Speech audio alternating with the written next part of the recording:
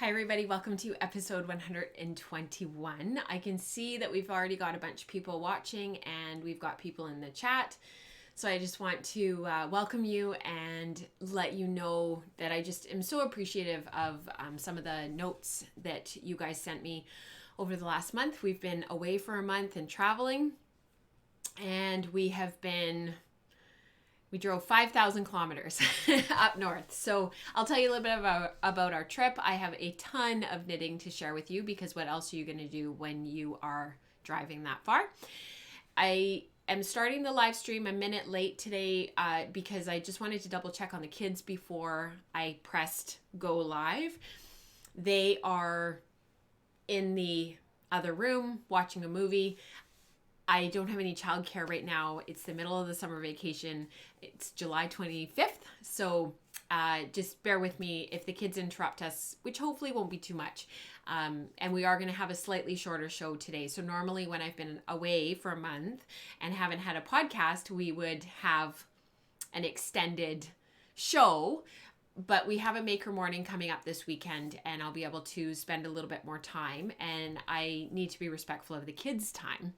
So before we get into anything else, we're going to talk about a whole bunch of knitting today.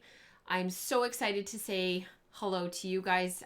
Those of you who are in the chat, thank you so much for being flexible about the time because I did switch things around. We've got a couple of giveaways to do today, and I have a couple of sweaters, finished sweaters to share with you. They're commercial yarn, but they're still finished sweaters, and I haven't had a sweater for a while. So without further ado, let's get into the show.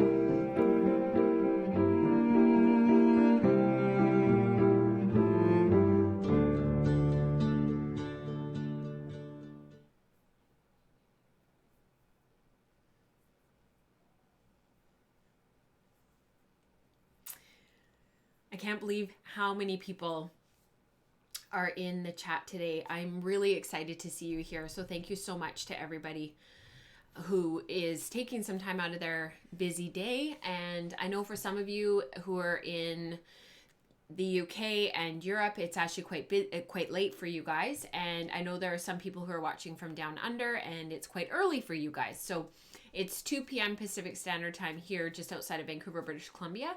And so just thank you so much for spending time.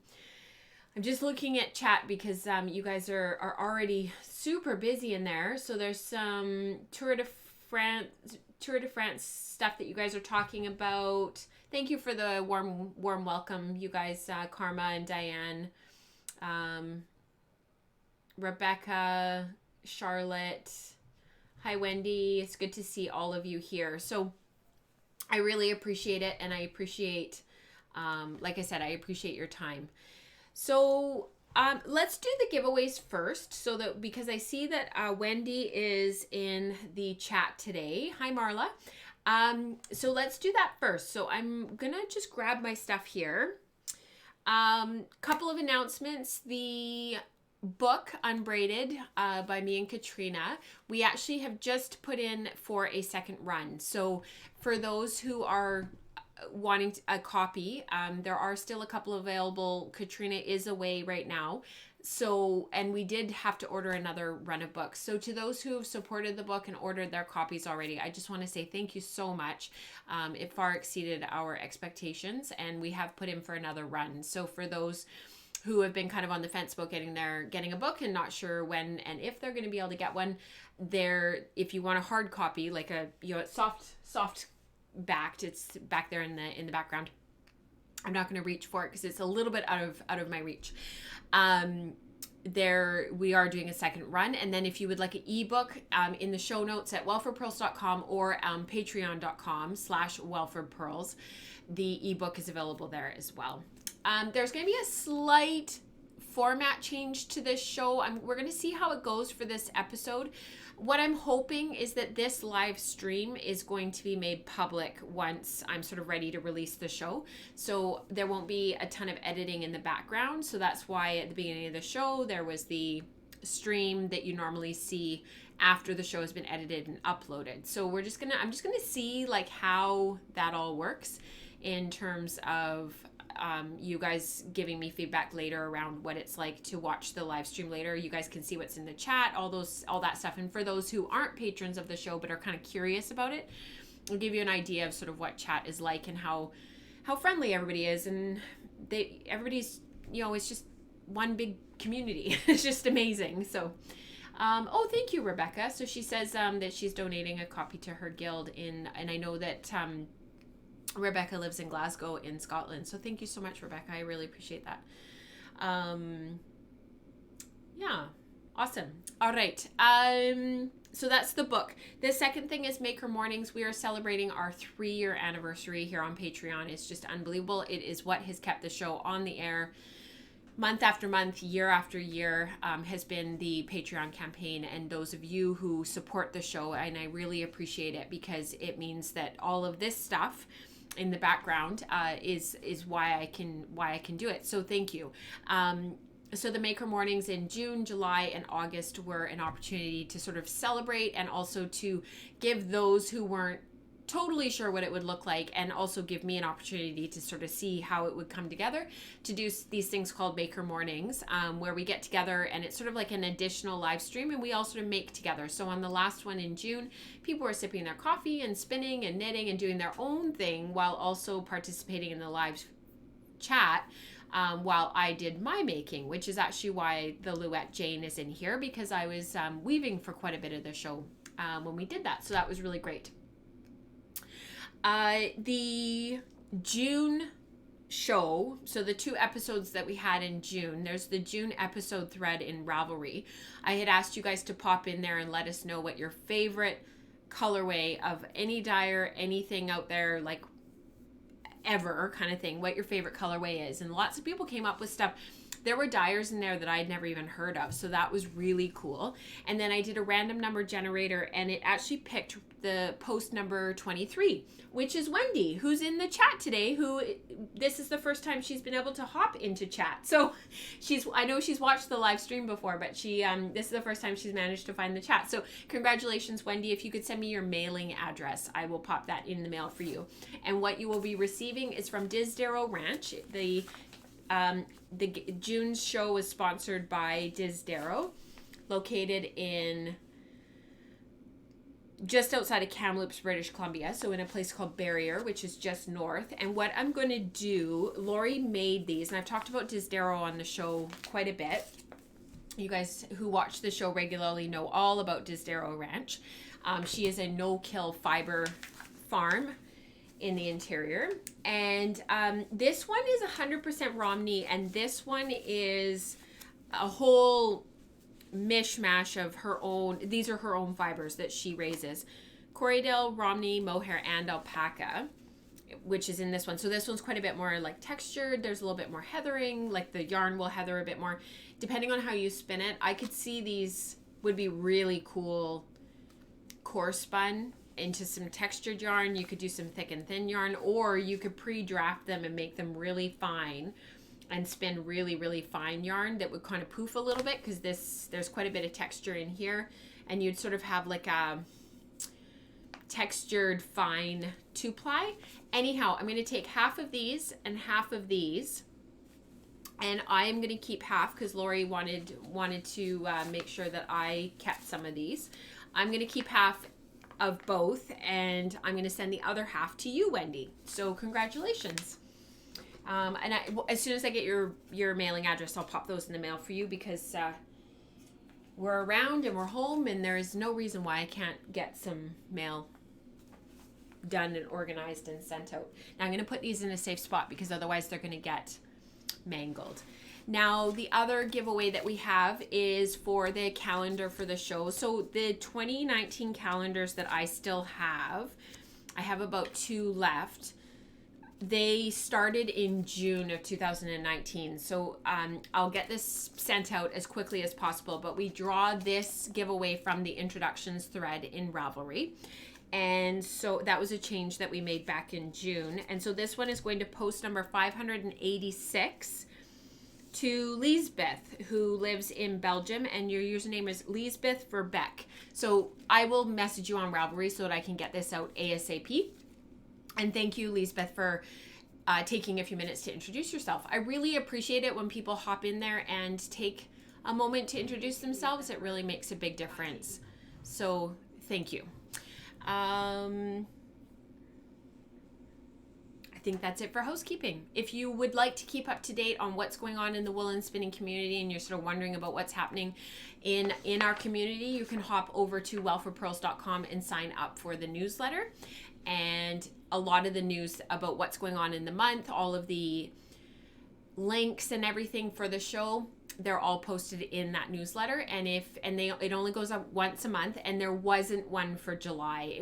There was just too much going on. We were away, and it was it was interesting. I'll talk about our trip in just a sec, but it was really interesting because we were gone for almost a month. It was shy of a month by about 3 or 4 days. And I think it was like 10 or 14 of those days, so about half the trip, we had 0 cell service. So we had actually ordered and rented a sat phone for that time that we were going to be out of any kind of cell range, because there was no cell phone coverage, but then there was also nothing else. Like, you know when you're in the city, like, you can get Wi-Fi, you can connect up to, like, if you're walking past a Starbucks, even if maybe you don't have cell coverage for that particular area that you're in, if you're in another country or you don't want to be roaming on your data plan or whatever, you still have access to emergency numbers, and you still can walk past, like, Starbucks, like I mentioned, and get Wi-Fi. But there was nothing. So anywhere that we went, and part of the problem was you're driving for 100, 200, 300 kilometers, and we would drive through these towns. They're kind of like hamlets, but they were abandoned. So there had been, like, they're kind of like gas stations, but they're sort of more like a pump, like, one pump for gas and one pump for diesel, but it's all abandoned.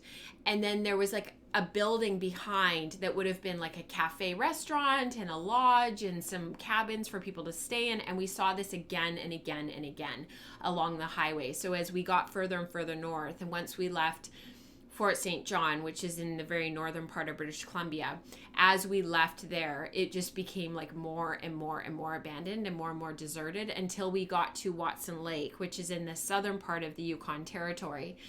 And then again, between Watson Lake and Whitehorse, which is the capital of Yukon, there was these, like, abandoned establishments on the highway. So we had actually gotten a sat phone, so we could get in touch with my parents, who we talked to a couple of times while we were away. But for the most part, there was just nobody along the highway. And if anybody is Canadian, I'm not sure anybody who's in the chat right now. I actually didn't look super closely. I'm not sure who is Canadian in there today, but it's been all over our Canadian news. There was a couple of murders that happened right up where we were, and we had driven through on the, oh, that's right, Carla, there you are. I thought you were here. I was like, where's Carla? So Carla's in the Kelowna area. We had just been through Liard, which is an area quite far north. I wish I had, like, a map that I could, like, put here for you guys. So, because those of you who aren't from this part of the world, it's all a bit confusing. But, like, Dawson Creek, Prince George is here, like, in the middle of the province, and Vancouver is down here, and then Prince George is here, and then up here is Dawson Creek, and we were, like, way up here, if that makes sense. So, like, if you kind of can visually see my map, we kind of went like this. Anyways, the way I explain things sometimes, I sometimes wonder if I get my point across. Anyhow, long story short, there was a couple of murders, and we had driven through on this Saturday, and these people got it was in the, I think it was in the evening, or it was at night. They were stranded. They had broken down, and then they were found. And so there's two people who they think are, well, they've released, the RCMP has released that they're serial killers, and they're somewhere in Ontario now. And so we had gone through, but one of the things that they said on the news, and we had been commenting about it the whole time we were gone, was that there's these areas of highway where you'll drive for like 10, 20 minutes and you won't see anybody. And then you'll see one or two vehicles, usually other RVs. So people towing a trailer, or maybe lots of motorhomes, lots of people with pickup trucks with tents on the top, the tents that like, bloom out to an above ground tent up on top of a vehicle.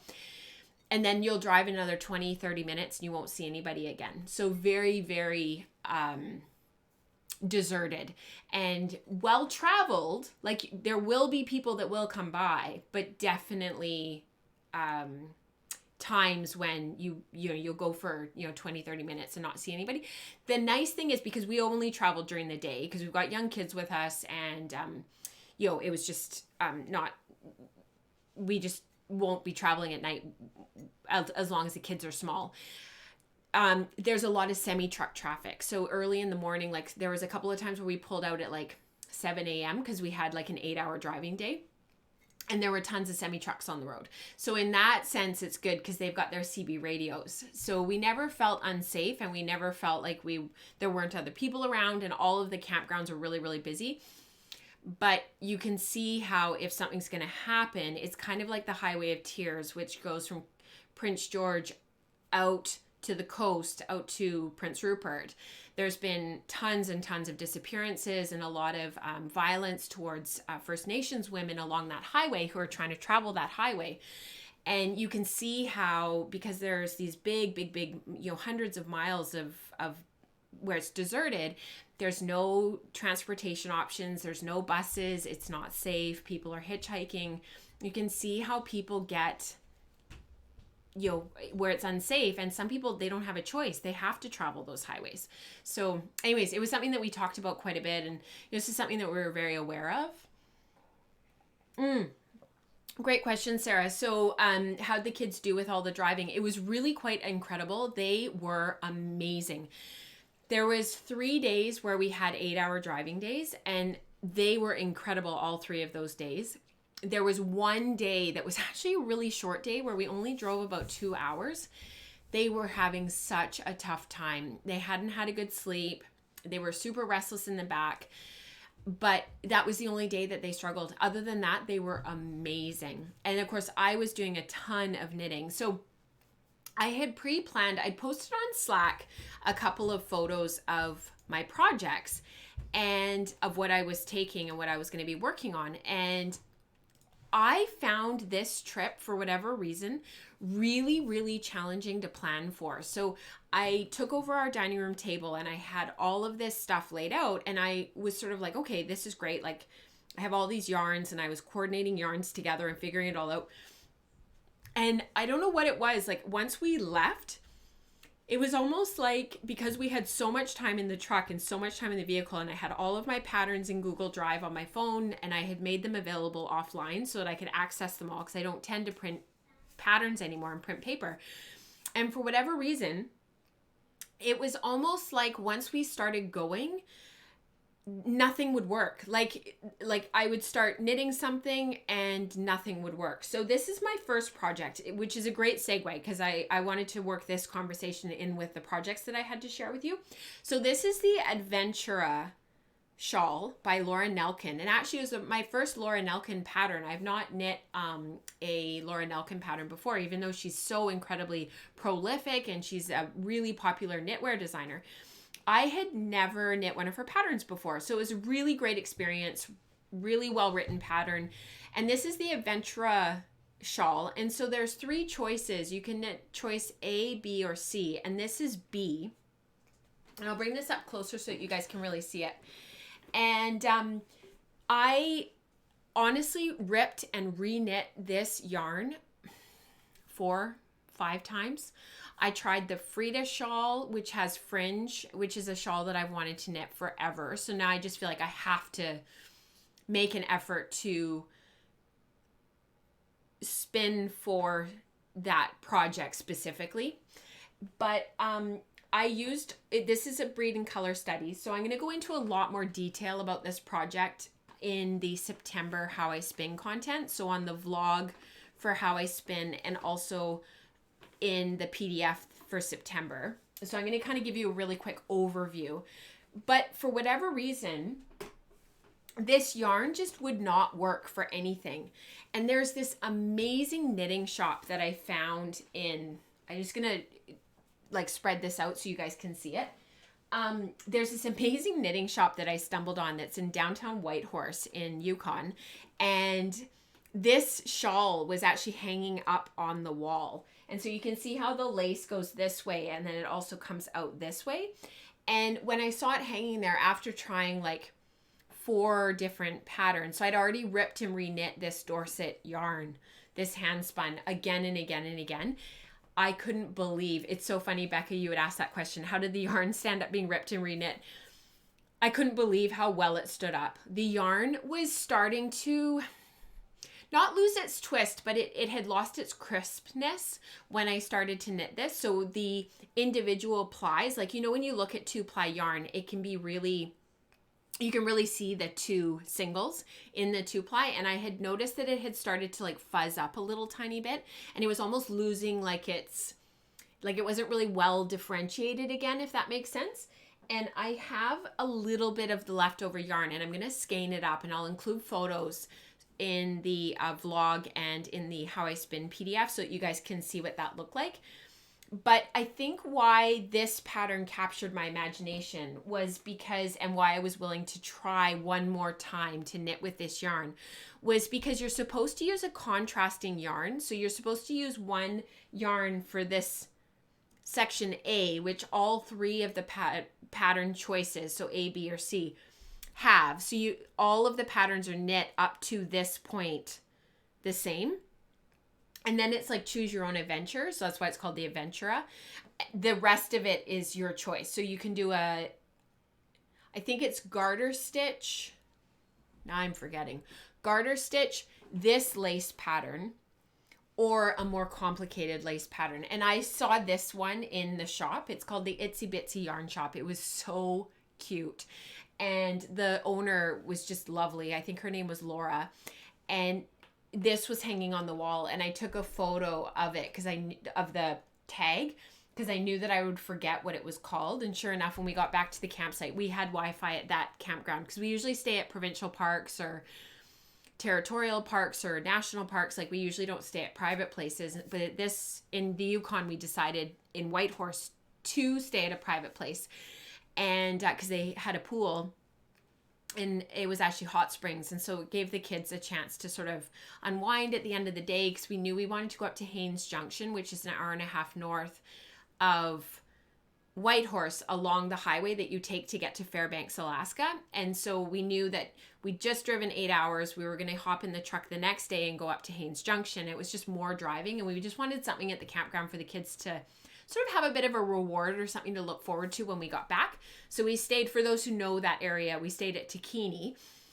And when I was in the yarn shop, when we got back to, I took this photo, and then when we got back to the campground, I couldn't find the shawl in Ravelry anywhere. And thank goodness I had taken a photo, because I was able to search for it. I don't know how many yards this was exactly, because I'm not actually sure. I haven't actually looked at my notes from how many yards I had for the breed and color studies, because that's what this yarn is. So this is the light roll eggs. This is the roll eggs that were the white, and this is the roll eggs that were the black. So that's why it worked so well, because it was the 2 contrasting yarns, but just much more neutral than what the original pattern was meant for. But you can see how big it is, and the pattern This is a great pattern for handspun. Oh, and I sewed on my labels. Because you basically knit this section, the stockinette section, you knit until you run out of yarn. And then as long as you have the right number of stitches holding in the garter section to divide for the lace, you just start the lace when you're ready. So I basically knit until I ran out of yarn, and then I started the black. And again, I knit until I could cast off. I didn't... so I used up all the yarn except for, like I said, I'll skein it and take a photo of it so you guys can see what the yarn looked like when it was ripped and reknit. But it basically ended up being like 2 or 3 yards that were left for both the black and the white. So that was the first shawl that I did. Yes, first. And then, oh, and in the shop in Whitehorse, I got this bag. And actually, I'm going to message. I bought yarn. I broke my no yarn buying thing, but we'll talk about that on Saturday morning in the Maker Morning. Where is my tag? Okay, so I found this in the yarn shop in the Yukon. And this lady, her name is, so her business is called Camp Yukon. And this is what I bought. This was sitting in a display like right at the front of the store, and I have some video of what the shop looked like, and I'm putting together a vlog of our trip, and I'm hoping to release that this weekend or next week, because with being home with the kids and not having any childcare, I can't really sit in here and do video editing. Anyways, metal zipper. The reason why, so you guys who've watched this show for a long time and been a part of the community for a long time, you guys know that my favorite color is grello, and it's been grello for as long as I can remember. So I saw this, and it's grello, and it's got sheep, and it's got gray, and I was like, I have to have this. So this is way more money than I would have like normally spent, and I never buy project bags. But it has a metal zipper, and it has metal, this is metal, and so is this, and it's got this lovely button here, and it's metal, and then it's got the wrist handle. It's so well made. And then the inside is this great fabric, and her name thing is here, and I think she has an online shop, so if I'll try and find her shop and I'll link to it. And then separately, spent way more money than I normally would on this kind of stuff. This is a double pointed needle holder made by the same girl, and there's sheep inside. They're like little lambs, and then it's got the magnetic snaps. So spoiler alert, she's away and not watching this today, but I bought one for Katrina as well to say thank you for some stuff that she's been doing. Anyways, it's a really cool story, the Camp Yukon, because she was on mat leave apparently. The owner of the shop was telling me, and she was bored out of her mind, and so she started making these. And as she's continued to make them, she's made changes, and she's making lots of different shapes and sizes. And if I'd really been feeling quite lush, there was a knitting bag in this same fabric in the shop. It was like $125 or $150 or something, and it was just the most amazing knitting bag I've ever seen. And there was this same bag but one size smaller, and then there was this one was $40 Canadian, and then there was the slightly smaller one was $30, and then the big bag. And like I said, normally I don't buy stuff like this, but I saw it and I just thought, I don't care. I'm buying it, and I'm so glad because I've been using it a ton, and the story is really cool. She's a stay-at-home mom, and she does this and really enjoys it and has a great relationship with the owner of the shop in Whitehorse. And it just made me feel like it was a really great purchase. So that is one thing that I got while we were away. Now, the second shawl that I knit, and this again is a great souvenir. You're right, Becca. This ended up living in that bag actually for the majority of our trip. And this is the Ramble shawl by Andrea Mowry. And a funny story, I knit 2 Andrea Mowry patterns while we were gone. I don't know why. It just kind of ended up working out that way. This is Breed and Color Studies. And again, but this is the kit. So we had the row legs for this Breed and Color study, and then we also had the kit. And I was really torn, and I talk about this in the vlog for August, so I'm not going to say too much more. But I talk about this in the August vlog for how I spin and for this content. I was really torn about how to spin this and how to use the kit, and this is the yarn that I ended up making. And so it's this big gradient. And before we left, when I was doing all the project planning, I was calculating my yardage and figuring out how much I had of everything. And I had 350 or 370 yards of this yarn, not the white, but the gradient. And I started looking at patterns, and I came across Ramble. Now, this version of Ramble is not the same version as what you would see if you clicked on the link in the show notes, because the pattern is, this down here is all supposed to be a massive section of brioche, and it's a beautiful pattern. I'm going to pull it up so that you guys can see. And I got to the brioche section, and I started knitting, and I've done quite a bit of brioche now in my knitting career. Like I've knit quite a bit, and no problems. And I'm knitting, and I had made a big mistake with this shawl. The pattern calls for, I think it's 4.5 millimeter needles, and because my yarn was a little bit thicker, the white is West Yorkshire Spinners Eyre Valley, I think is. It's their DK weight, I think. Anyways, the yarns were a little bit thicker than what's called for in the pattern. And so I upped my needle size to 5.5. So when I was packing all of my projects for our trip, and I knew I'd have all these hours in the truck, I was like, I'll just knit on slightly bigger needles and I'll end up with a bigger shawl. I got to about here. So I'd done all this knitting, and I realized that the garter was a little bit too loose. And so I started having a lot of concerns about how the brioche would work up, because brioche is quite loose. So if anybody has seen or worked up brioche themselves, if you want your brioche to be quite dense and not to have holes in it, you need to either go with the pattern with the needles called for, or you need to swatch and you need to check it. And it just, because of all the slip stitches and all the brioche stitches and everything, basically the way that it ends up working up is it just ends up being quite an open, loose fabric. And so I find personally, I usually have to downsize my needles by either half to 1 needle size. So if the pattern calls for 4.5s, I often need to go down to 4s. But I didn't swatch. I literally cast on as we were pulling out of the driveway on our very first day when we left. And I don't think in my project planning I made the right decision, because then when I got down to about here, I realized how loose, like even the edge, you can see how big the stitches are and how loose they are. And I was going to rip it all back. So I literally put this in the project bag that I just shared with you, and I didn't work on it for the majority of our trip. I actually cast it off the day that we were driving home. I cast it off as we came down through the canyon, and I think I cast it off, for those who know this area of the world, I think I cast it off right as we were leaving Yale and entering Hope.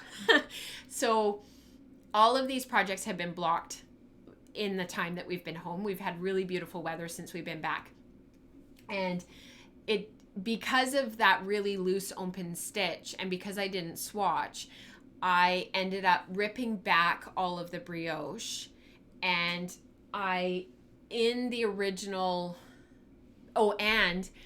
I ran out of white. So I was halfway through the brioche, not liking the fabric, not liking what it was working up to look like. And then I also ran out of white. So I put it in the bag because I had another ball of the white at home. So I figured I'll just finish the shawl when I get back with the leftover white when I get home. And then I still had all of this in the color of the Dorset to work through and to knit up with the white that I had at home. But the more I thought about it and the more I didn't like the gauge and the look of the brioche, the more it kind of bugged me. And this is what the brioche looks like. It's really beautiful. It's a beautiful pattern. It makes me really want to knit it properly when we get like with other yarn. And so what I did in the end was I continued knitting until I ran out of the white, and then I just did a plain garter stitch with the remainder of the Breed and Color Study, and it's made a really, really long shawl because, again, I used the wrong needle size, so it's ended up being a much, much bigger shawl than I had originally planned on. But you can see when you wrap it around the dress form, it really makes a nice scarf. So that's sort of how I plan on wearing it, probably under my jacket or under one of my winter vests.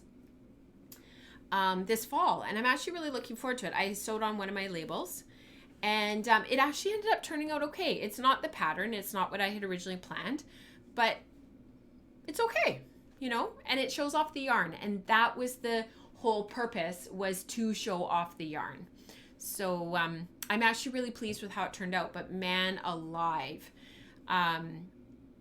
when you're planning so many projects before a trip like I was, because I knew that I would get through at least 3 projects. Like I knew just based on the distance and the driving days, even on the days that we weren't traveling and that we weren't going anywhere, I knew that I would have time throughout the day, whether we were having a campfire or sitting and reading or whatever it was. I knew that I would have time to knit. And so I knew that I would get through at least 1 sweater, which I got through 2. And I knew that I would get through at least 2 shawls. And so this one and the other one, having to rip and reknit and rip and reknit, it was really frustrating, but it also meant there was sort of this like stick-to-itness that you can't, those are the projects you have. That's the yarn that you have. I did take my interchangeable needles so I could change my needles around as I needed to, because this ended up being 5.5 needles. The other one that I just showed you, it was on 4mm needles. So I was able to like, you know, mix around my needles and get the right needles, because I took my Addy interchangeables and I took my Likey interchangeables. I wish I had a Chow interchangeable set. I don't, and I wish I did, but maybe one day. So that was good, having all of my needle sizes. I was really glad to have those. But in some ways, I said to Mike at one point, we were driving, I can't remember where we were, but I said to him, in some ways, like having the yarns that I had with me and the projects that I had with me, I either had to keep working on the projects or set them aside and not do anything.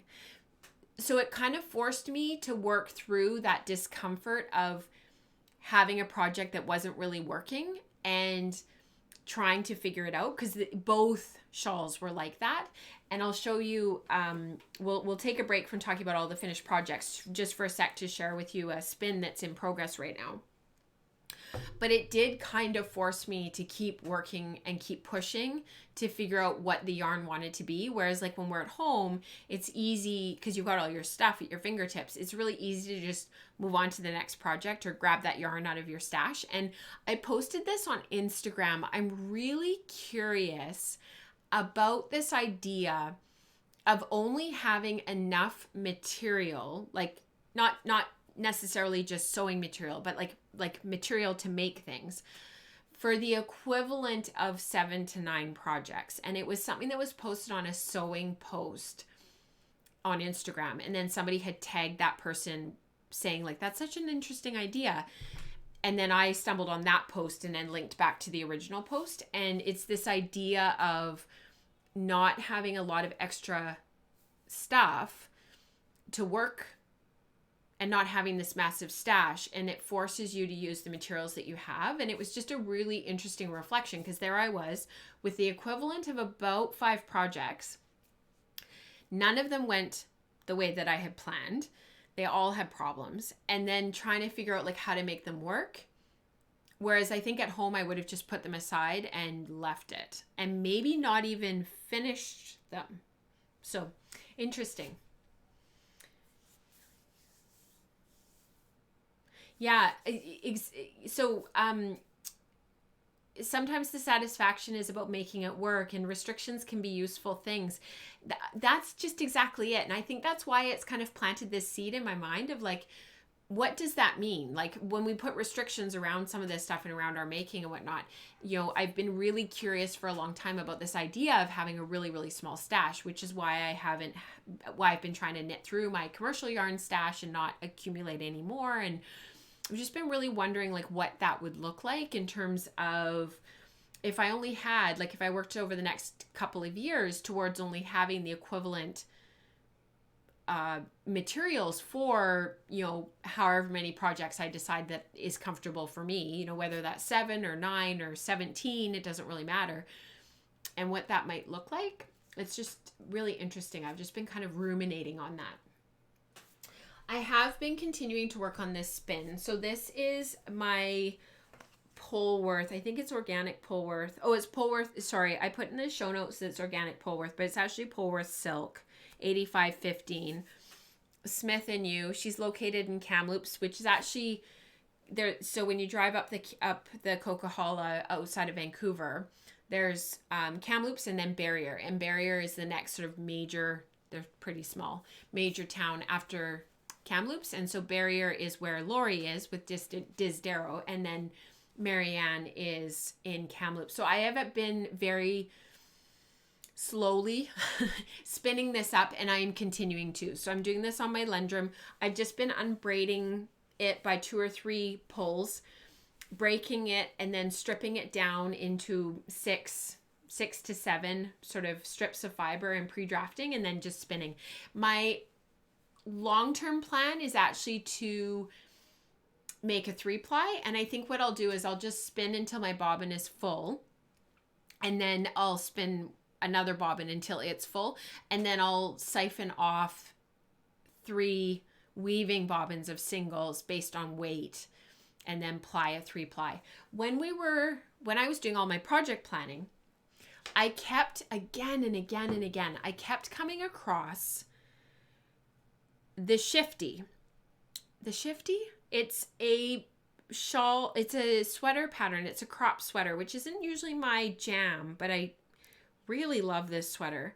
Again, it's an Andrea Mowry pattern, but I kept coming across it again and again and again, and it's just really captured my imagination. And so I think I'm going to spin for it. This is the sweater here. So I'm thinking that this, based on the yardage and whatnot, I basically need 3, I can't remember, I wrote it all down, but I don't have my notes with me. I need 3 hand spun skeins, and I want to make it 3-ply just for durability and roundness of the yarn. This is going to be one of them. I've already picked out the other 2. And then I need 3 braids to make the 4th color that'll run through the whole sweater, to have enough yardage for the sweater. So I've already picked those 3 braids out of my stash. I actually had some braids by Lynn of West Coast Color and Carding, and so I'm going to use some of her Polworth that I have in my stash, and then I have 2 other braids that I'm going to spin up, and those together will make the shifty. So I'm really excited about that. I'm not sure how it'll turn out, but we'll see. Maybe I'll abandon it and make something else, but that's my plan thus far. And actually, I'll show you. It was this project. Hopefully it'll come up quickly. Of course, now it's not coming up. It was a specific project that I kept stumbling across again and again and again. That was actually the reason why I want to make it. And it's this one. She cardiganized it. It's a blurry photo, unfortunately, but it just looks awesome. And that's what I want to make. So I chose my main color based on what hers looks like. So mine will be a little bit greener rather than gray. So yeah, I think it would be really amazing in Handspun. And if anybody wants to join me and would like to spin along with me, there's no time frame or anything, but I am already working on the first skein. So if anybody wants to spin with me and make the sweater with me, I'm just going to work on it. and we can share our progress. I'll share it obviously on the podcast, but it'd be nice to have other people that are working on their stuff as well. Yeah, it's funny when you have too much and you forget about what's in your stash. That's what's been happening to me. Like, I've been going through my stash and I'm forgetting about stuff, and I think that's why I'm at the point where I'm like, enough. I've been washing a Cormo fleece that I had totally forgotten about, that I gotten from Sarah Elizabeth of Sarah Elizabeth Fiberworks. It's actually on the front patio, and I really have been trying to go through some of that stuff and get it processed and get it so that I can spin it and use it. So can you post braid requirements or picture? Yes, I will, Carla. That's a great idea. So I will post the braid requirements. Well, actually, you know what I'll do? I'll post the yardage and I'll take a picture of what I've chosen and how, what I'm hoping to get for yardage from each of them. And then that'll kind of give you an idea of where to go and how to do that. We can always have another conversation off the podcast about my plans for the project, and I'll talk about it more on here. So yeah, I can do that. I like that word, cardiganized. I didn't know it was a word. Yeah, I'm just like making things up. Okay, so let me just have a look at my notes so that we don't end up too far off. I had been knitting those Grow Teen shawls by Carolyn Dick for the fundraiser, and one each was for James's teachers, and they were both really, really touched by the project or by the shawls, and they both put them on immediately. It was really sweet. You know, I'm always so leery about knitting for others and for giving those types of projects to people, but they were so kind about it. So I wanted to give you guys that update. Now I have a yarn review that I think that we can talk about next. And I'm hoping that the kids don't get too squirrely because the show always goes longer than I anticipate.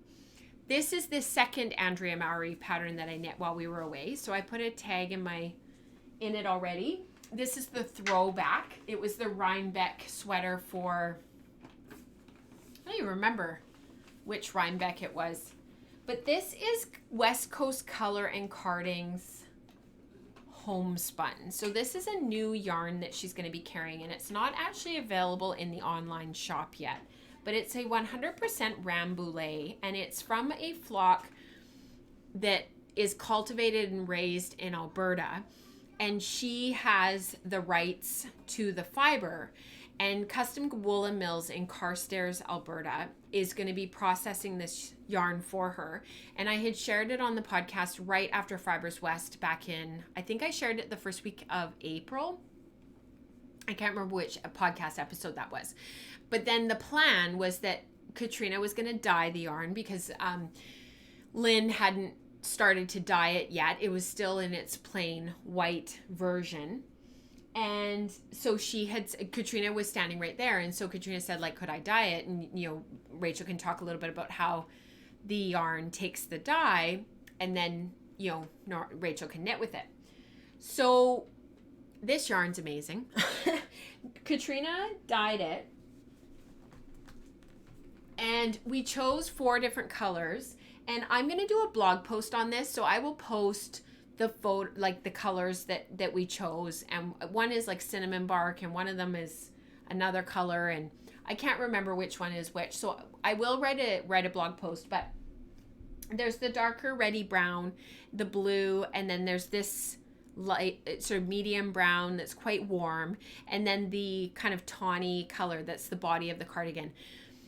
I finished knitting this the first weekend that we were away, and we had run into some colder weather. So it was it wasn't like 10 degrees Celsius, but it was like, 14, 16, a little bit overcast. We had some rain. I washed this, got it dried within the same afternoon because all of a sudden the sky just opened up. It got super, super hot, and I was like, I'm going to wash this right away, get it blocked, because the color work had to be blocked. I'll show you from the back so you can really have an idea of what the color work really looks like. And it was dry almost immediately, which is one of the things I really like about these really springy fine wools, is they do tend to dry quite quickly. I wore this and wore this and wore this while we were away. I probably wore it every morning for at least half an hour. And then as it warmed up, I would take it off. But it was just already, it's probably one of the cardigans that I'm like, in a few years, I'll look back and be like, yep, that's one of my most worn cardigans. The pattern is great. I didn't modify it. I did lengthen the body a little bit, and I lengthened the ribbing a little bit. Other than that, I made no modifications. I used the called for needle size. I did everything that I was supposed to do. The only thing that I changed was, instead of doing a picked up button band and 2x2 ribbing and knitting it out this way, I did a seamed button band. So I did 1x1 ribbing, and then I sewed it on. And I've done that before for my Acer cardigan and another one that I'm going to show you just in a minute here. And I really like the look of the seamed button bands. I think they look a little bit more professional. They look really finished. And then I chose these buttons because they match the color of that brown in there. And I had them in my stash because I didn't want to buy buttons. I've been trying to use stuff up. That's the whole point. And oh, thank you for all of your kind comments, you guys. It's not steeked. It's knit back and forth, which I think, unfortunately, you would get a much, much cleaner line here and here. If it was steeked, you'd have a much more finished, nicer fabric. On the other hand, I didn't have to steek it. I didn't have to cut it. When it was done, it was done. So in some ways, like, you know, I could go either way. The Slack channel actually helped me pick out the buttons. I posted 2 choices and they were all like, these ones, these ones, these ones. And so I just sewed them on immediately. The cardigan, it fits perfectly. So the pattern says you're supposed to knit it with 5 inches of positive ease, and it's supposed to be really super oversized and really, really super big. And so based on my bust size, I should have knit the 40-inch bust. I had almost an entire skein of this left by the time I finished. And funnily enough, both of the kids wanted to learn how to knit this on our trip. So I taught them both. They both have knit little scarves for their lovies, which was really cool, just garter stitch. And we used the leftover yarn from this. So I did have almost a full skein. I could have knit a bigger size, and I had tons of this left, but I'm going to do a toque for James because I've got all 3 of these colors left plus the other skein of this. And I'm going to do a color work toque for him. I might even use this pattern. But I didn't want, because it's basically Aran weight yarn. It's knit on 5mm needles. It's I would call it like a heavy worsted. It was really, to knit another size bigger, I just felt like it would just be too big. And already it's a yoked cardigan, so they don't tend to sit on my shoulders very well. Like, I prefer sweaters that have like proper set-in sleeves. So I was a little bit concerned about that already. And then to knit it like really big. In the pattern, she doesn't have any buttonholes. She doesn't have any buttons. It's just a plain button band. And I just really wanted like a proper jacket cardigan. Does that make sense? Something that I could wear in the morning to drop the kids off at school when it wasn't raining, that would be warm, that I could close up and would be super comfortable, but wasn't massive. So yeah, I love this yarn. It is quite soft, but it's quite heavy duty. And like I said, I've already worn it quite a bit and there's no pilling yet. I'm sure there will be some, because there are absolutely some shorter bits in the yarn, and there are some spots where there's these little short fibers that are popping out. But the dark blue dye, it didn't run into the other dye. I was quite concerned that it was going to run, but it's been fine. There's a little bit of pilling like right in here where there's already been like rubbing and there's already been some wear areas.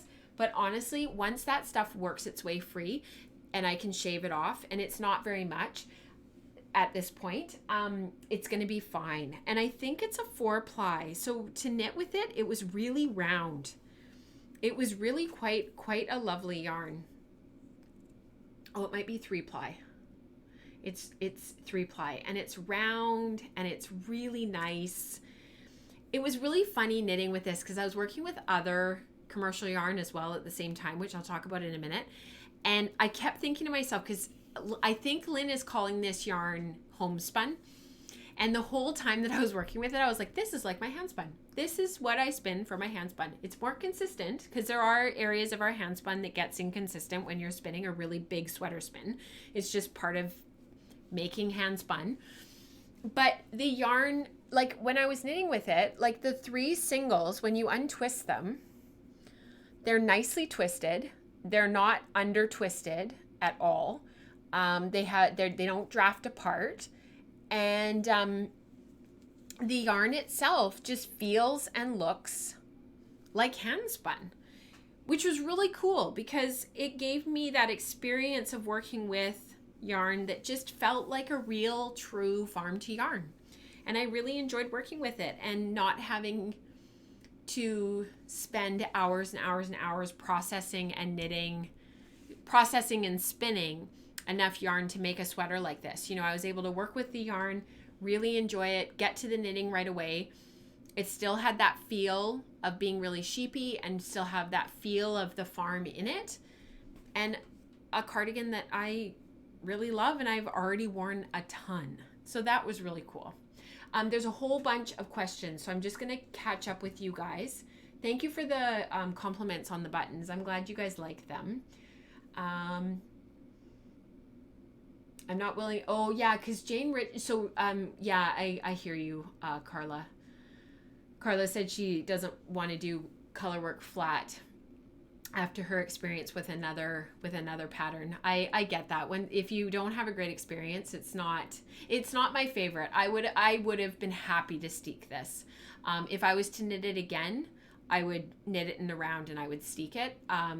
Because sometimes when you're knitting a pattern for the first time, you don't really know for sure. So,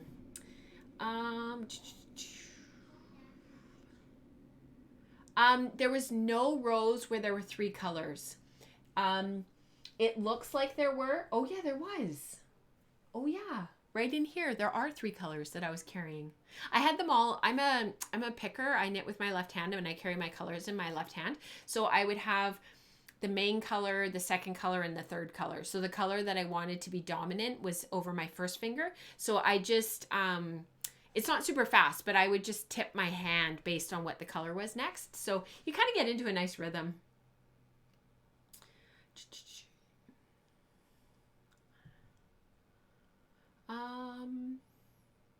I prefer seam button bands. They're nicer finish. Yeah, thank you, Wendy. I totally agree. I don't knit them at this. So Carla asked, do you knit both of them at the same time? I don't. I do make a note though of how many stitches I cast on so that when I knit the first one, I know what I'm doing for my second one. So I tend to knit the first one. I don't cast them off at the top. So like for this one, for example, I can't remember if I seamed this one from the top to the bottom or the bottom to the top because you have to do opposites on each side of the cardigan.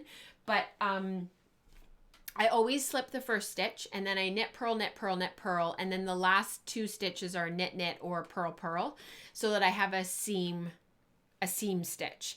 And then I don't cast off when I get to the roughly where I think the end might be until I've seamed all the way up. I still have the live stitches on a DPN usually. And then I can seam it right to the top and figure out exactly where I need to cast off. So, and then I do that on the other side and I'll seam it all the way down.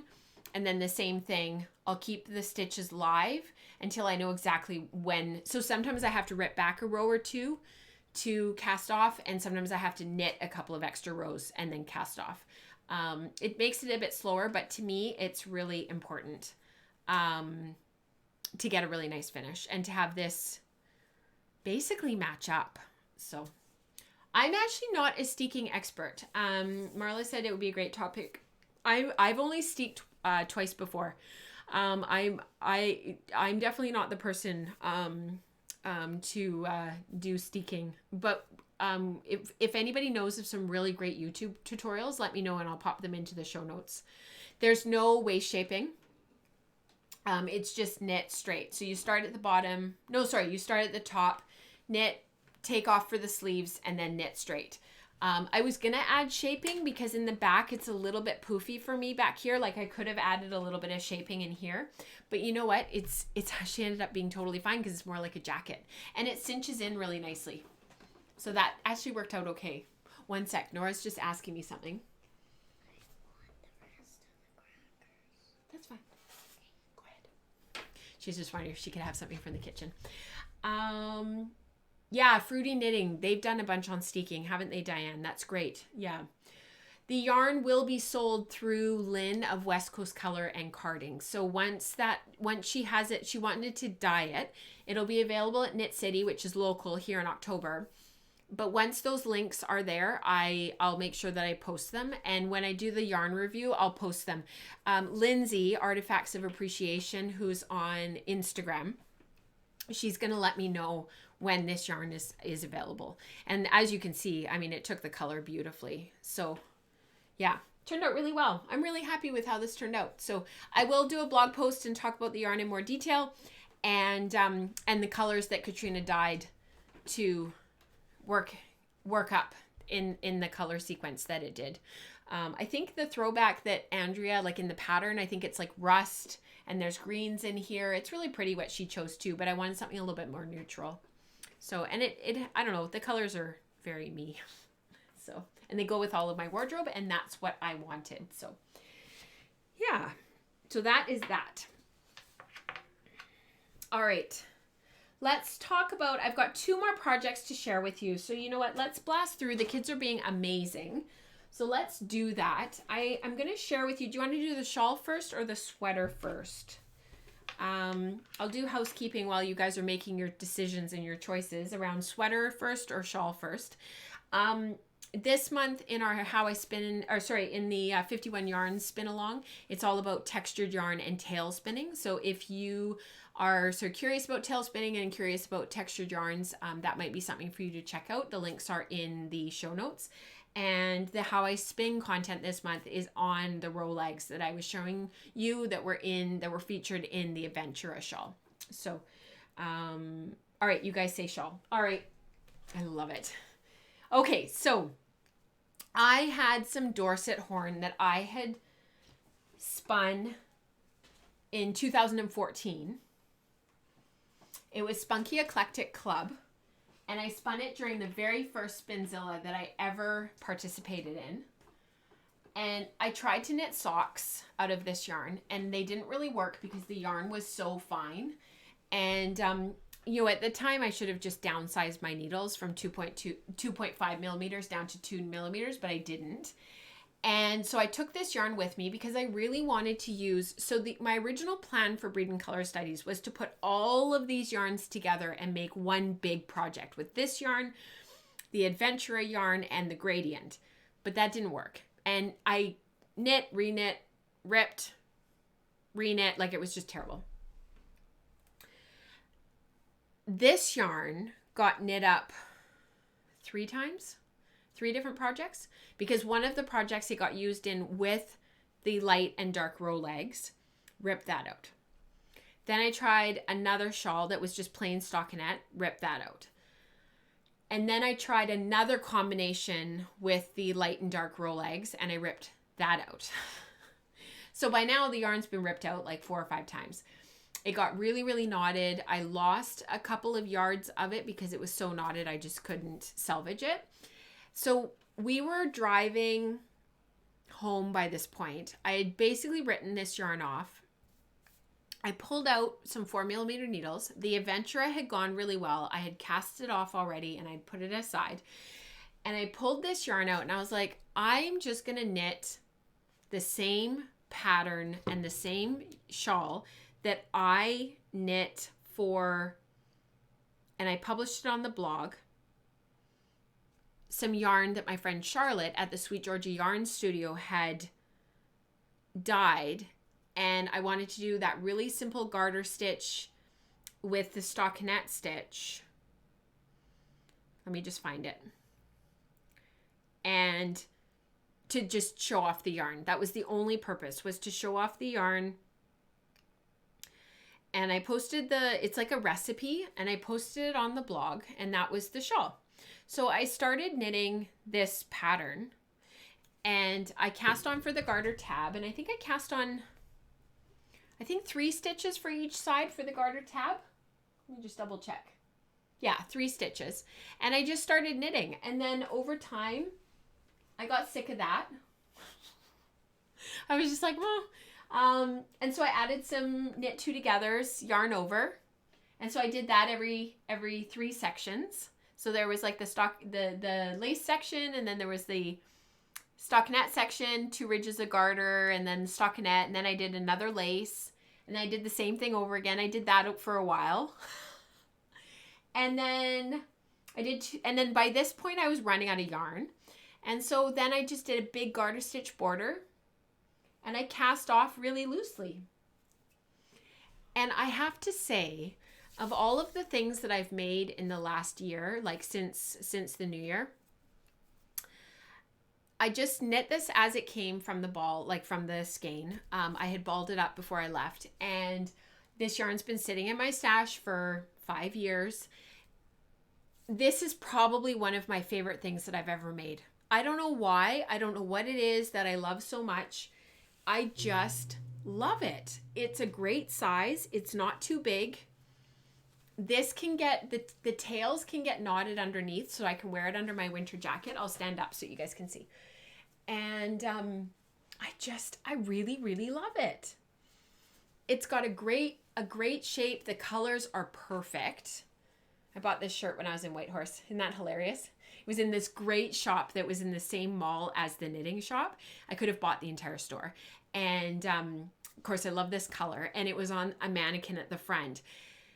And they do a whole, when you're in like places where there's like touristy shops and gift shops and whatnot, they all tend to have the same stuff.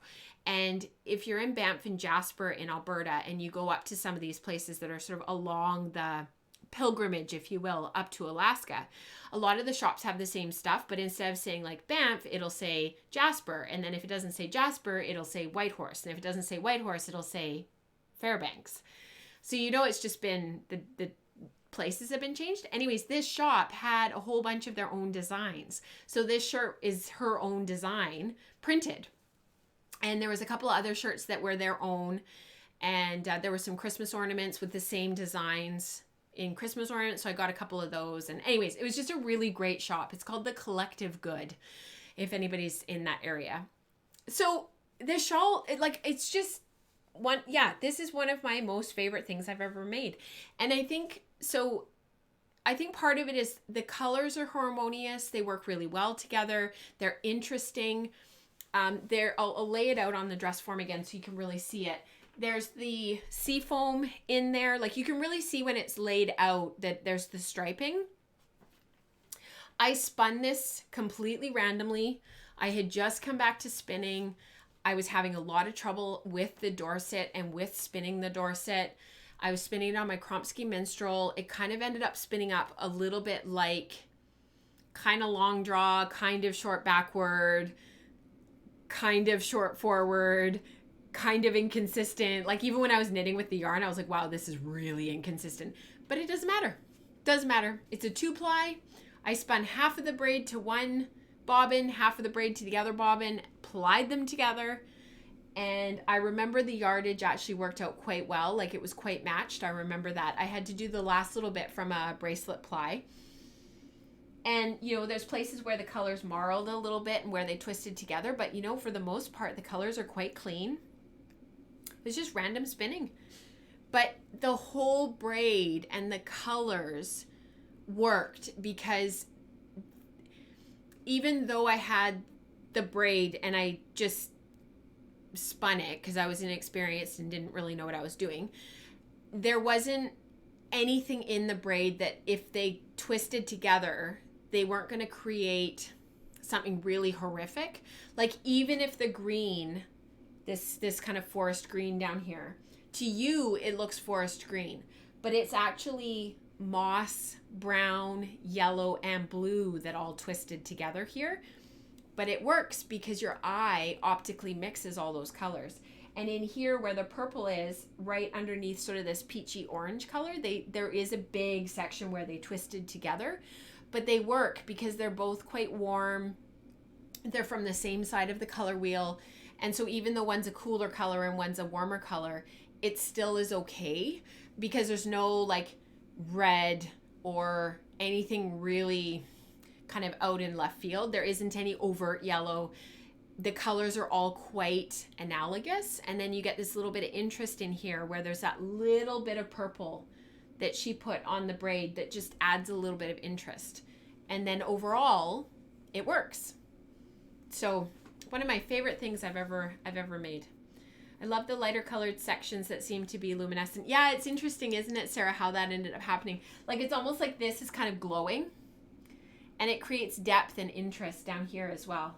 And when it's around your neck and the colors are kind of, you optically mix it even more because you don't see it laid out, obviously, because you're wearing it, right? So from a distance, your eye mixes the colors even more. And like under a gray jacket, I mean, the gray would just set it off, and it would kind of almost neutralize it even more, that your eye would just move over the colors, and it would be very gentle and subtle. So I'm really happy with how this turned out.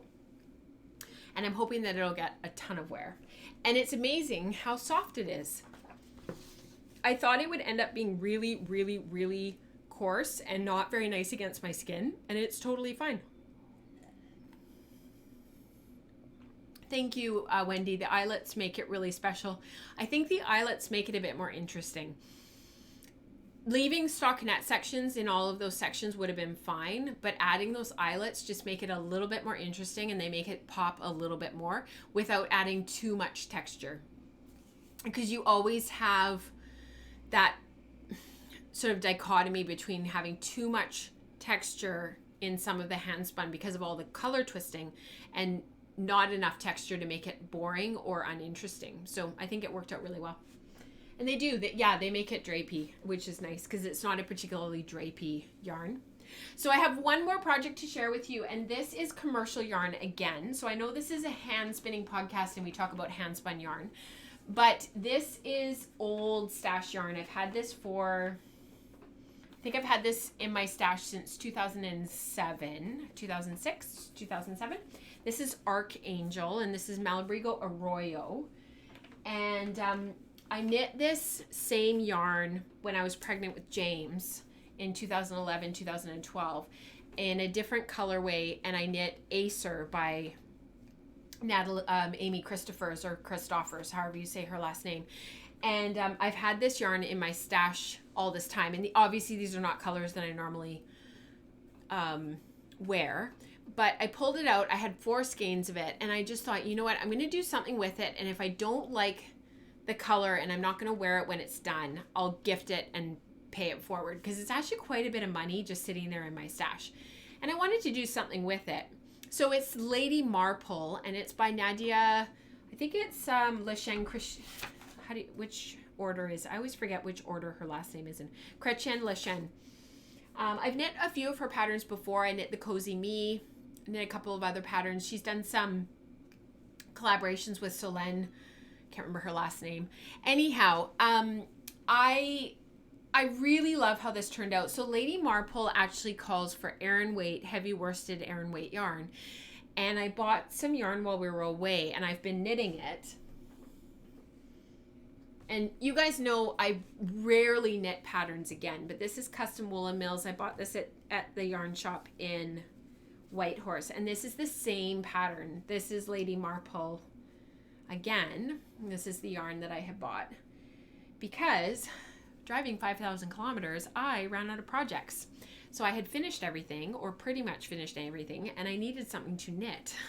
So I bought this yarn. It's Custom Wool and Mills. It's not my favorite yarn. I will talk about it more on Saturday. But I loved the colors and I loved the heathering. So this is knitting up to gauge. So I'm following the pattern. I didn't modify the gauge at all. But this, I knit on 2.5 millimeter needles instead of what's called for in the pattern, which is 5 millimeter needles. And I knit the largest size. So when I did my gauge swatch, the gauge that I came up with was actually going to give me, if I knit the largest size that the pattern provided, because it doesn't have a huge range of sizes, but the largest size was going to give me the right size for me based on my gauge when I did some math. So I just followed that, except that I used the measurements for the size that was mine. So like if it said like knit 13 inches from the cast on edge, and then whatever it told. It's a bottom up sweater. So then you knit the front separately and then you knit the back. And then you seam it across the arm at the top. So I just followed the measurements for my size. Does that make sense? So like for the most of what you need is the measurements for the length of the arm hole. And I always lengthen my cardigans anyways. So I think the cardigan was like, it says in the project page on Ravelry, like on the main, before you download the pattern, I think it's like, you know, that it's like 13 inches long or whatever. And I knit it to 16 inches instead. So I lengthened the body to 16 inches. And the reason why I chose to knit another cardigan like this, because it's very similar to the Throwback in shape, is because I wear my Acer all the time. And so it's just that shape that really works for me. And I tend to grab these cardigans and I tend to wear them a lot. And so the Acer is one cardigan that I wear all the time. And then the other cardigan that I wear all the time that I recently pulled out and have started wearing again, and I wore it a ton while we were away. What's it called? Let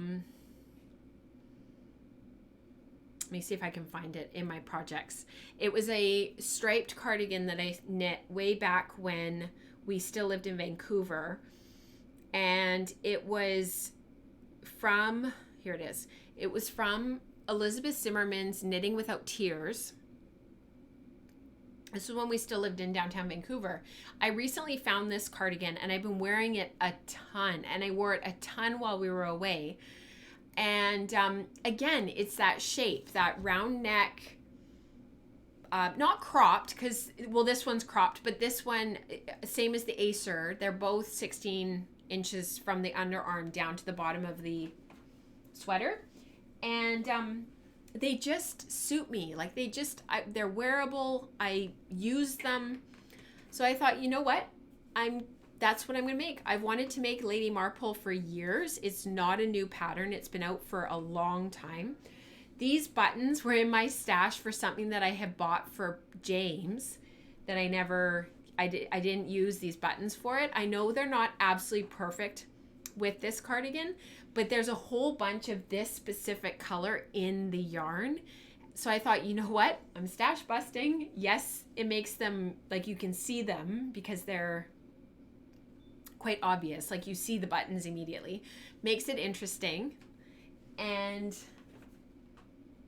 I added 2 columns of lace. So in the original pattern, there's only 3, but because of my stitch gauge, I was able to add 2 extra lace repeats. So that was sort of the major changes that I made. I also did a seamed button band. So the button band is seamed, same as the Throwback and same as my Acer. And the other thing, you guys are gonna laugh, I didn't put any buttonholes on this side. When I added buttonholes, it almost made the yarn, because it's superwash yarn and it doesn't have a lot of structure and it's really splitty, it made the button band kind of bell out. And so I ripped it back immediately and I just knit it without having any buttonholes. My Acer doesn't have any buttonholes. These aren't cardigans that I button up. It's not like the Throwback where you want to have like a jacket and you want to be able to like bundle up and button it. This is to wear like with what I'm wearing right now, to just throw on over top. You need something on your shoulders, but you leave it open. So even though I can close it, and I might grab it and hold it like that, the point is to wear it open with another shawl over top. So like, I probably wouldn't wear it with this particular shawl, but sometimes I take like a pashmina and I'll knot it around the neck and I'll wear it like this. This is like one of my like uniforms. I wear this type of thing like this all the time in the fall and the spring. So I could totally see myself doing that. And that's why you don't need any buttonholes. I wouldn't put snaps on because there's not enough structure. I think it would pull. Just like buttons, I think it would pull really badly, and I think it would put a lot of pressure on the fabric of the button band. The nice thing about the seamed button bands too is it gives the fabric a lot of structure. So because the yarn, even though I knit it to what it's, when I knit the Acer, let me back up a sec.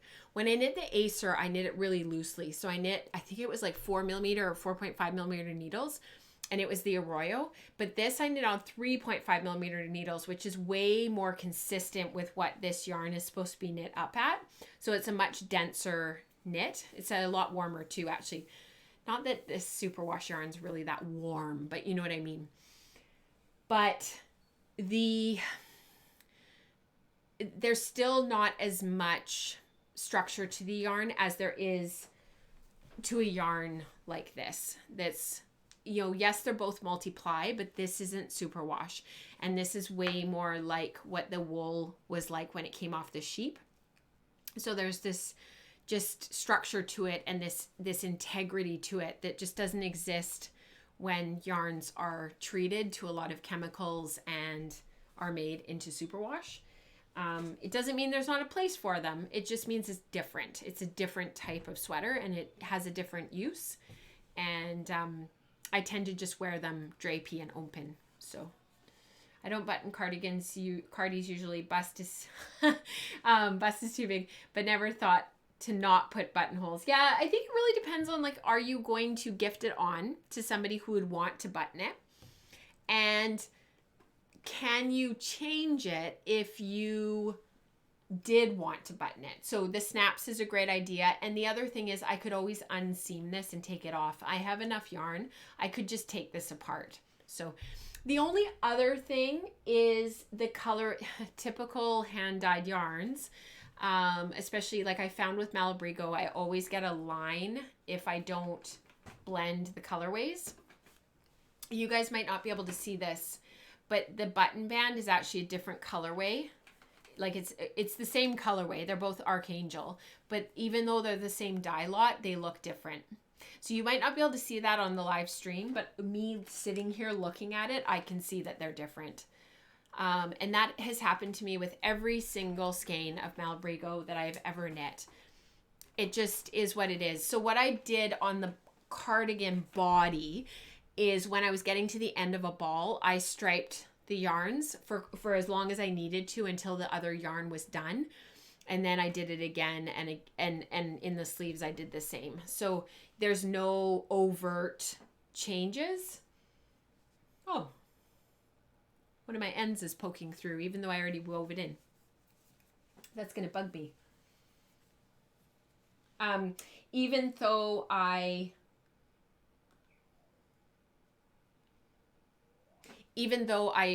blended them so that there was no overt dye lot or colorway changes, unfortunately in the seamed button band, and if I had done a picked up button band, it would have been the same. They are different color, and I can see that they're not exactly the same. So that's kind of a bummer. So yeah. So that is all of the knitting that I did on our trip.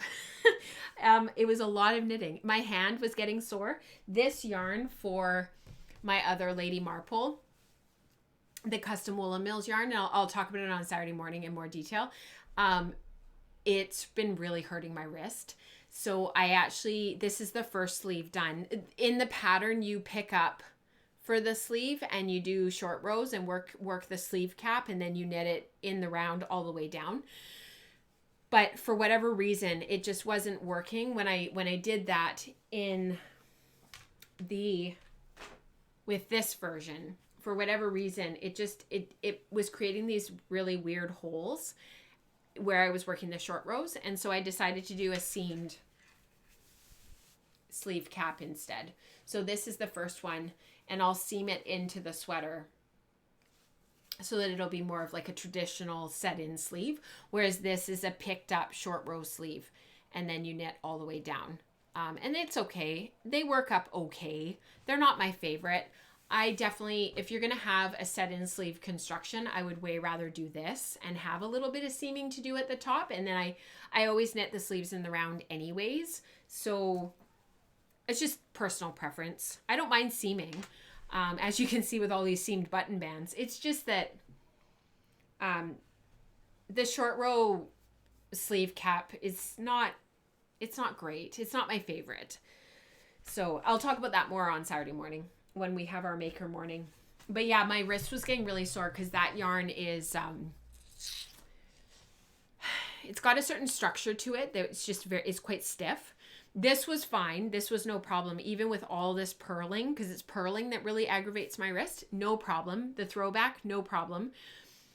But when I was knitting on the second Lady Marple in the Custom Wool Mills yarn, I was finally getting to the point where I was like, yep, nope. And there was a couple of days on the last week as we were heading home that I just sat and read my book. So, because I did a ton of reading too. What makes a yarn hurt your hands? So for me, it's overuse. And I get a pain, it's not carpal tunnel. I get a pain right in here, right down from my pointer finger. It goes right down into here, right into the joint that's right here. And it's from purling. And it'll flare up and get quite sore. And if I rest it for a day or two, it immediately goes away. And it, thus far, touch wood, it has never caused me any grief long term. And sometimes my thumb gets sore. So like my thumb joint will get sore right in here. And I have to be careful. And it's always purling. I can knit, no problem. It's the purling. So, and I think it's the way that I move my hand. Like I must just tweak my wrist. And I've tried to change the way I purl, but I just can't. So when my hand is sore and I can't purl anymore, that's when I'll start to work on stuff that's in the round. So that's when I knit the sleeves, because they were all knit. And I also worked on the sleeves for the other Lady Marple. By then the Throwback was done. And I put and the other one that I worked on was Ramble, because this whole thing was garter stitch. The entire shawl was garter stitch. So I worked on this as well. And then after a few days, my hand was fine again. But like I've been working on the other Lady Marple again, and my hand is bugging me today. So I just have to be careful. Yeah. I don't like short row top down sleeves. They don't fit. Yeah, they don't fit your arms well. Totally. They don't give a big enough sleeve cap, I've found. So Chrissy of Snappy Stitches did a really good chat about it one time. This was like a couple of years ago on her podcast. The short row sleeves, because our arms aren't perfectly round, the radius of a picked up sleeve will never fit as well as doing a proper sleeve cap that fits in, because you need more length in here. So when you look at this, you can see how there's more length in through here. Whereas if this was a sleeve cap that was picked up like this, that is quite a bit shorter. So this is quite a bit longer. You can see the difference there, right? There's about 1.5 to 3 inches difference. So this on fits. It's all rounded because it's stockinette, so it's rolling. But this will fit, can you guys see that? A lot better than this does. And what these do when you have a picked up sleeve cap is, no matter what, for most people, it will always pull off your shoulder a bit. So it'll always come off and almost be like a modified drop sleeve, and it will never sit on your shoulder quite as well. So if you noticed, when I put it on, I had to immediately pull it up and on. And my Cozy Me is exactly the same. I mean, don't get me wrong, it still fits well and it's cute and I love it, but it's never going to fit quite as well as a seamed sleeve cap will. Does that make sense? So these will always fall off because there's just not as much fabric. You need more fabric to fit your arm sky. Yeah. Hopefully that helps. It's not the case for everybody. Everybody's anatomy is a little bit different. Some people love these types of sleeves. They're just not my favorite. If I have a choice, I would rather just seam the sleeve in. So maybe I'll have that done by Saturday and you guys can see the difference. We will see. It's been a crazy week. So I haven't had any time to myself. It's so funny because like while we were away, I was working on all these projects. As soon as we got home, nothing. I've worked on nothing.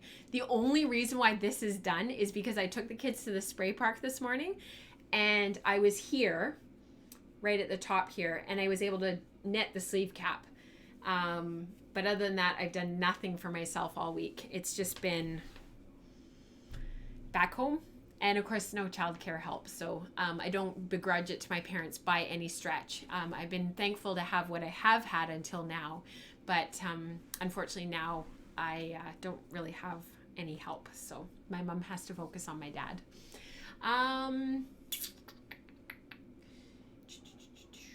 What did the kids do in the car? Great question, Diane. So James just turned 7 yesterday. And so I had downloaded on Audible before we left. I have an Audible subscription because of all of the weaving and knitting and spinning that I do.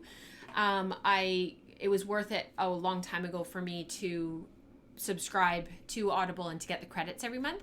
So we downloaded the first 2 Harry Potter books and we actually listened to The Philosopher's Stone as a family. And then we listened to The Chamber of Secrets. James loved them. I think just his imagination and the character of Harry and just the whole thing, it just really captured him. And then while we were driving and they were listening to the audiobooks, because Jim Dale does an amazing job. He's the one that reads all of them. And I have all of them because I've read Harry Potter, but I also will listen to them sometimes when I'm making because I just love the story. I also have Lord of the Rings and I'll listen to those sometimes, or The Hobbit. Mike and I both really enjoy all those books. And I don't read them a ton, and I don't listen to them a ton, but it's just nice to have them because I've sort of been amassing them over the last few years. It really captured James's imagination, and we've been reading Little House on the Prairie, although some of the themes and whatnot in the first book I've been kind of like, oh, so I've been talking to the kids about some of that. And so we've been reading Little House on the Prairie. We've also been reading The Faraway Tree, but I can't read out loud when we're driving. So we listened to the audiobooks and the kids would sit in the back. Obviously they're in the back and they'd be listening, and then they had their sketchbooks and their coloring, and I had some puzzle books that I brought for them. And James they both had a little bit of spending money while we were gone. James got some small little mini trains, and so he was building those in the back. Nora had her dolls, and I was really amazed. Like, they really kept themselves occupied. We saw probably 25 bears. So they were constantly looking out of the car to see if they saw any wildlife. Tons of buffalo between Lake Watson and Whitehorse, or bison, I guess they're called now, and tons of foxes, of all things, because you don't usually see foxes because they're so shy, but we saw a lot of foxes. Like I said, tons of bears. We saw about 7 or 8 moose. What else did we see? So the kids were really watching the whole time we were driving, because having them strapped in, like, you know, I was worried they were going to get really squirrely, and by the time we got to wherever we were going for that day, that they would really go crazy. But they were so attentive and watching everything that they were fine. They were just kind of like their normal selves, hungry, took lots of snacks, and then we'd let them jump out and run around every like hour and a half ish. So that worked really, really well. You guys have some great ideas. The Dark Materials and trilogy, yes. Artemis Fowl, yep. Count hawks. That's awesome. Well, and actually we could have done that on this trip because there's so many hawks, and we could have also counted bald eagles because we saw hundreds of those.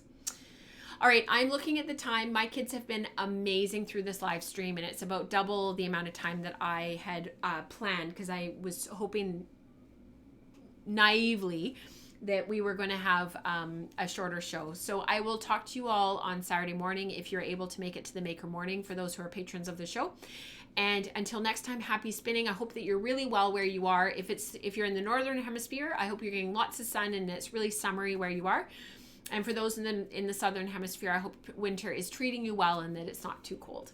So until next time, happy spinning. And I'm going to leave you with the final closing credits. And this will be available tonight for patrons of the show. And for everybody else, it will be released publicly on Saturday morning while we're having our live stream for the Maker Morning for patrons. So I hope that you're able to join us for that celebration then. And I will see you guys then. And until next time, happy spinning. I will see you in August. Bye, guys.